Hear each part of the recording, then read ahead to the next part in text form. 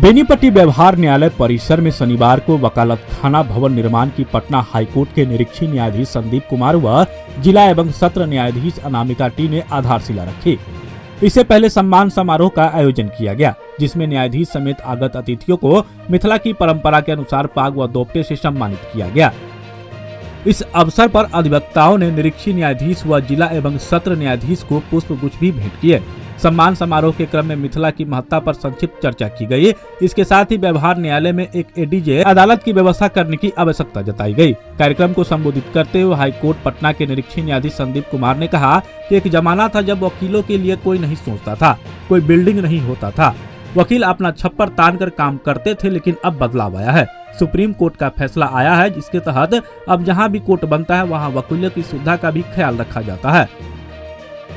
उन्होंने अधिवक्ताओं से कहा कि वकालतखाना को पान की पीक से दूर रखने की जरूरत है। उन्होंने कहा कि आज अक्सर ऐसे पिटीशन देखने को मिलता है जिसमें प्रोविजन ऑफ लॉ और पेयर भी नहीं होता। केस को लंबा खींचने से परहेज करने की अपील वकीलों से की। कहा जल्दी न्याय दिलाएंगे तो वहीं दूसरा क्लाइंट भी भेजेंगे। कोर्ट के स्टाफ से निवेदन है कि पुराने मामले को निष्पादन कराए, न्यायपालिका को मदद करे। एक एडीजे की व्यवस्था के लिए स्टैंडिंग कमेटी के पास आग्रह किया जाएगा और सारी कमी पूरी की जाएगी।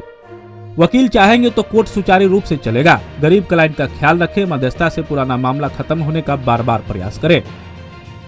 मुकदमा लड़ना जिंदगी का लक्ष्य नहीं हो, जिले के लिए जितना संभव हो सकेगा उतना किया जाएगा। वहीं जिला एवं सत्र न्यायाधीश अनामिका टी ने कहा कि बेनीपट्टी में मेरा यह दूसरा अवसर है जहां न्यायालय के कार्य से आने का।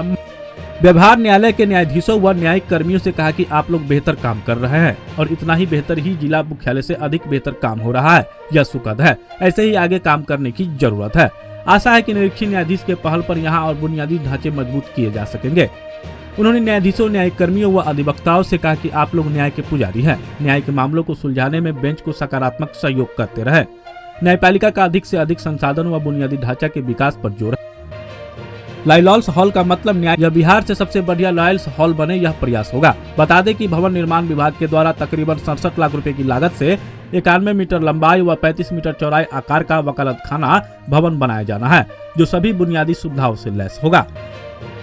मौके पर ACJM Manish Kumar, SDJM Ranjit Kumar Sonu, APP Rajdev Tiwari, अधिवक्ता संघ के अध्यक्ष रमेश मेहता, सचिव ईश्वर चंद्र झा, अधिवक्ता महेंद्र नारायण व दशरथ बयार प्रियदर्शी समेत अन्य लोग भी मौजूद हैं।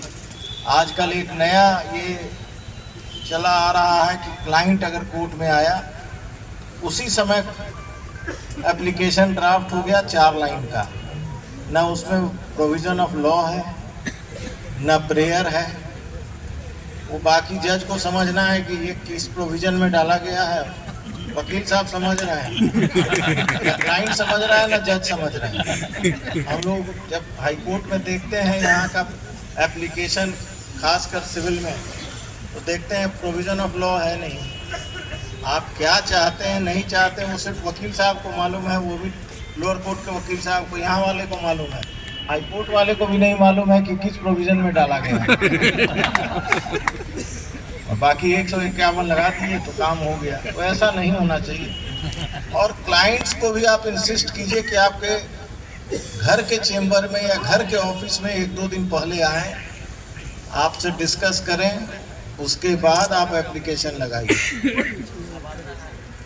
और मेरा एक और निवेदन वकील समाज से होगा, केस को लंबा नहीं खींचिए। ये मत सोचिए कि ये केस खत्म हो जाएगा तो मेरा क्या होगा।